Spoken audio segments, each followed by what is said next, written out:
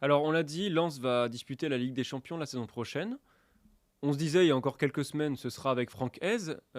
Sauf que là, ces derniers jours, on a des déclats un petit peu flous de l'entraîneur lensois qui a l'air de vouloir se laisser un peu le temps de la réflexion, de rencontrer sa direction aussi. Est-ce que toi, tu imagines ce RC Lens disputer la Ligue des Champions sans l'homme qu'il y a emmené? Non, moi, j'imagine pas Lens attaquer la Ligue des Champions sans Francaise, mais pour moi, ça me paraît être quelque chose de très logique parce qu'aujourd'hui, Arthur, Lens est à la croisée du chemin.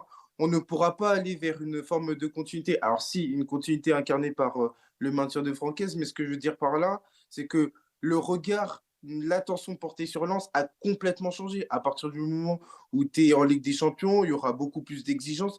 Et je pense que Francaise, il veut pas aller en Ligue des Champions pour être une victime expiatoire des autres clubs.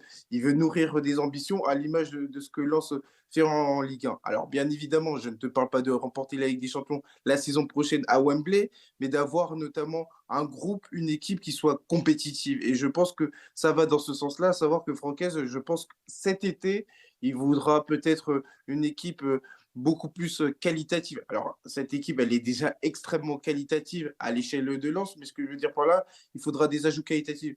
Je pense que ça passera par le fait de garder des joueurs, de garder l'ossature qui a contribué à cette deuxième place, et ensuite d'avoir des renforts importants.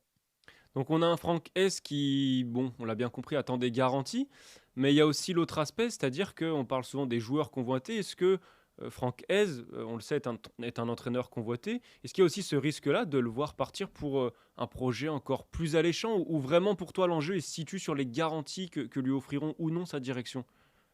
Pour moi, c'est vrai qu'on est sur un panorama en ce qui concerne le championnat de français où il risque d'y avoir du mouvement. À Monaco, Clément est dans une situation précaire. Nice, il faudra voir en fonction de la continuité ou pas de Digard. Marseille, pourquoi pas, suivant ce qui va se passer avec Igor Tudor, et même à l'étranger. Ouais. C'est-à-dire que le travail de Francaise a été salué à l'étranger. À un moment donné, du côté de Brighton, le Guardian avait avancé le nom de Francaise pour prendre la succession de Graham Potter. Donc, tout ça pour dire que le travail de Franquès, de manière très logique, séduit. Et je pense qu'il en est conscient. Et donc, par rapport à ça, aujourd'hui, la priorité, ça reste Lens, mais il faudra aussi donner des moyens à Franquès parce que, encore une fois, il y a aussi le fait qu'il y a l'usure qui est forcément logique à partir du moment où Franquès est arrivé en 2020.